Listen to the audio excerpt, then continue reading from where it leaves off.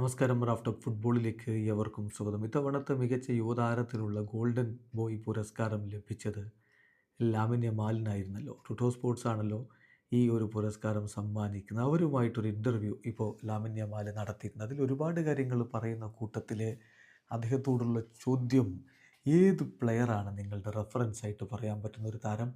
പിന്നെ ഏത് താരത്തിനൊപ്പമാണ് ഇനി കളിക്കണമെന്ന് ആഗ്രഹിക്കുന്നത്? അതിപ്പോൾ റിട്ടയർ ആയ താരങ്ങളും വാലിഡാണ്. അവരെ കൂടി ചേർത്ത് ആരുടെ കൂടെ കളിച്ചാൽ നന്നാവും, കളിക്കണമെന്ന ആഗ്രഹം ആരുടെ ഒപ്പമാണ്?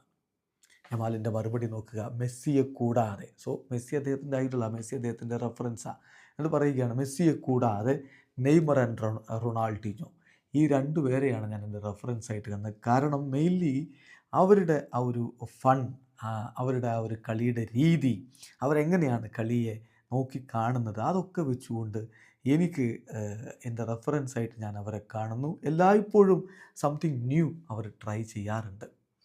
പിന്നെ അദ്ദേഹത്തോട് വീണ്ടും ചോദിക്കുകയാണ്, ഏത് താരത്തിനോടൊപ്പം കളിക്കണമെന്ന ആഗ്രഹം? റിട്ടയർ ചെയ്ത താരങ്ങളെയും പറയാമെന്ന് പറയുമ്പോൾ അദ്ദേഹം പറയുന്നു, ഒരുപാട് താരങ്ങളുണ്ട്, അങ്ങനെ കളിക്കണമെന്ന ആഗ്രഹമുള്ളവർ ഒരുപാടുണ്ട്. പക്ഷേ ഒരു 3 പേരെ ടോപ്പ് 3 ഞാൻ പറയുകയാണെങ്കിൽ I think Ronaldinho, Neymar, Messi, ഈ 3 പേരോടൊപ്പം ഞാൻ കളിക്കാൻ ആഗ്രഹിക്കുന്നു എന്നുകൂടി യമാൽ പറഞ്ഞു. എന്തായാലും ബാഴ്സലോണയുടെ സൂപ്പർ താരങ്ങളായിരുന്ന മെസ്സിയെയും റൊണാൾഡിനോയെയും നെയ്മറെയും ഏറെ ഇഷ്ടപ്പെടുന്നവരാണ് യമാൽ.